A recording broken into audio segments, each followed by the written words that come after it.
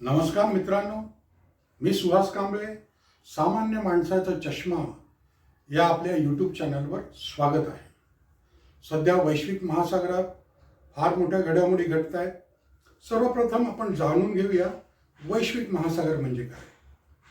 देशाच्या सागरी सीमेपासून 12 nautical miles म्हणजे सुमारे 23 किलोमीटरपर्यंतची हद्द जी असते, सागरी हद्द, ती त्या देशाची सागरी सीमा समजली जाते. त्याच्या पुढे जो समुद्र असतो त्याला वैश्विक महासागर किंवा इंटरनॅशनल वॉटर्स म्हणतात. बुधवार दिनांक 7 जानेवारी 2026 रोजी नॉर्थ अटलांटिक महासागरामध्ये एक मोठी घटना घडली. बेला 1 किंवा मरिनेरा, जुने नाव त्या जहाजाचे बेला 1 होते, नंतर त्याला मरिनारा असे नाव दिले.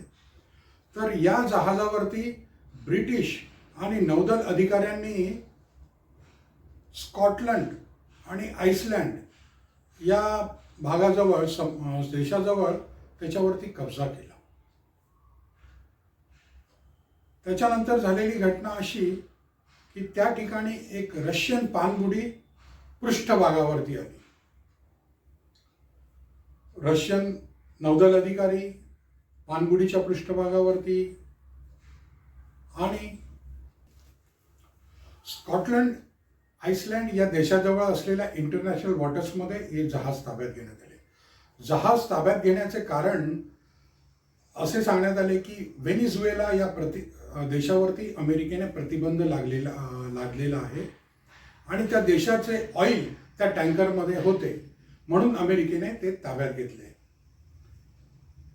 रशियाने या गोष्टीचा निषेध नोंदवला.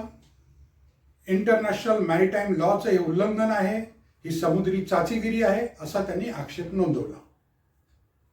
मित्रांनो, या घटनेचे पडसाद असे होऊ शकतात. महाजनो येन गता म्हणजे मोठी लोक ज्या मार्गाने जात आहेत त्या मार्गाने इतर लोकही जाण्याचा प्रयत्न करतात.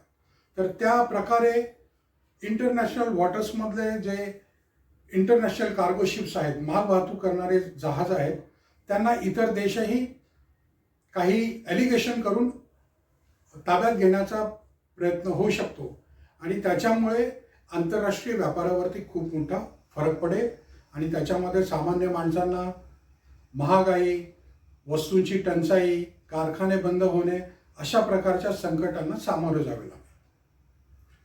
मित्रांनो, जी पुढची घटना झाली रशियन पाणबुडीवर जे प्रकरण झालं, या अनुषंगाने मी तुम्हाला सांगू शकतो की it was a flash point of world war 3. 2 महायुद्ध झालेली आहेत. सध्या युक्रेन आणि रशिया या देशांमध्ये युद्ध चालू आहे. 23 फेब्रुवारी 2022 पासून जे युद्ध सुरू झाले ते आजतागायत चालू आहे.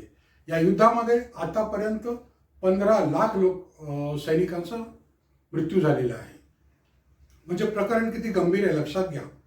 जी रशियन पाणबुडी त्या ठिकाणी आली त्याच्यावरती पोसायडॉन हे समुद्री अणुबॉम्ब हे त्या बोटीवरती होते. जर तुम्हाला कल्पना आहे की या सध्या जे वातावरण आहे त्या अनुषंगाने हे जे अणुबॉम्ब आहेत त्यांचे टार्गेट ऑलरेडी सेट झालेले आहेत. फक्त त्यांना एक बटन दाबायची आवश्यकता आहे की त्याबरोबर हे सगळे बॉम्ब्स आपापल्या टार्गेटवरती आक्रमणासाठी निघून जातील. तर पोसायडॉन जे बॉम्ब आहे, हा जो अणुबॉम्ब आहे, समुद्री अणुबॉम्ब, याची लांबी 23 मीटर आहे आणि त्याचा घेर 5 मीटर आहे. याच्यामध्ये 100 मेगाटन एवढी ऊर्जा निर्माण होते बॉम्ब ब्लास्ट झाल्यानंतर आणि त्याच्यामुळे समुद्रामध्ये सुमारे 400 ते 500 मीटर उंचीच्या लाटा निर्माण होऊ शकतात. जे छोटे छोटे देश समुद्रामध्ये आहेत ते कायमस्वरूपी समुद्रामध्ये जाऊ शकतात. ही म्हणजे एवढी मोठी घटना झाली होती, ते समजून घ्या, हे होऊ शकलं असतं.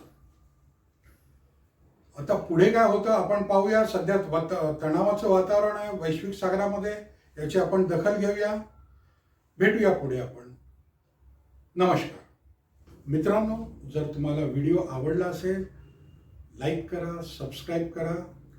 थँक्यू. धन्यवाद.